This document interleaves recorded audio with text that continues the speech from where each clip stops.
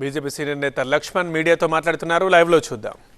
జరగబోయే ఎన్నికలు కాబట్టి తెలంగాణ ప్రజలు కూడా మోదీతో వాళ్ళ దేశం కోసం వారు వేయడానికి ఓట్లు వేయడానికి సిద్ధంగా ఉన్నారు. తెలంగాణలో త్వరలోనే రామరాజ్యం రాబోతుందంటూ మీ నేతలు చెప్తున్నారు.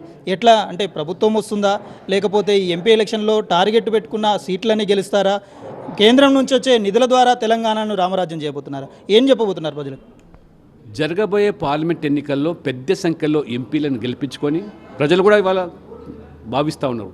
తెలంగాణ నుంచి ఎంపీలు పెద్ద ఎత్తున గెలిస్తే తెలంగాణ ఇంకా అభివృద్ధి వేగమవుతుంది, ఎటువంటి దళారీ వ్యవస్థ ఉండదని, లేకపోతే ఈ స్థానికంగా ఉండే ప్రభుత్వాలు కేంద్రం నుంచి వచ్చే నిధులు పథకాలు దారి మళ్లిస్తున్నాయి, పేర్లు మారుస్తున్నాయి, పేదవాడికి దక్కటం లేదు, పేదవాడి అందేదాన్ని నోటికాడ మరి కూడును వారు దోచుకుంటున్నారని రాజీవ్ గాంధీ స్వయంగా చెప్పాడు.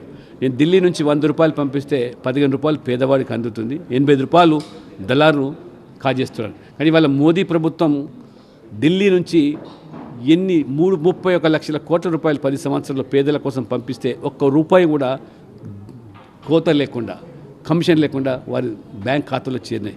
ఇది ప్రజలు గమనించారు. ఇవాళ అందుకనే పేదవాడి సొంతింటి కళ సాకారం కావాలన్నా, వ్యవసాయం లాభసాటిగా మారన్నా అది మోదీ వల్లనే సాధ్యమని, అందుకనే ప్రజలు ఇవాళ ప్రధానమంత్రి మూడోసారి మోదీ అయితేనే దేశం బాగుపడుతుంది, ఈ విచ్ఛిన్నకర శక్తుల యొక్క ఆటలు కట్టుబడి చేయగలుగుతారు.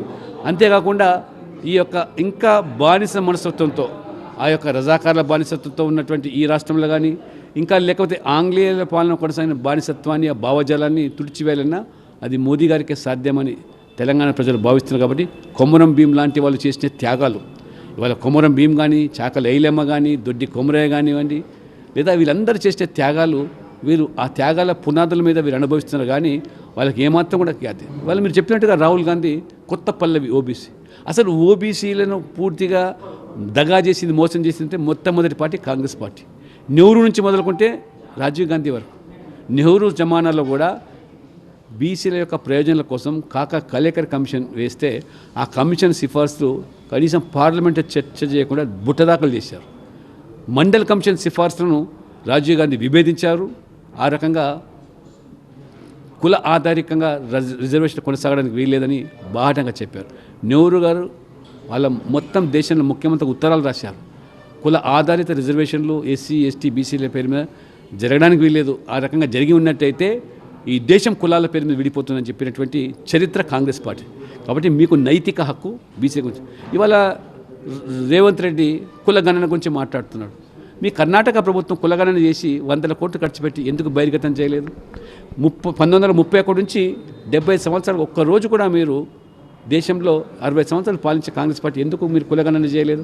ఇవాళ మీరు తీర్మానం చేశారు అసెంబ్లీలో, దానికి చట్టబద్ధత కల్పించలేదు.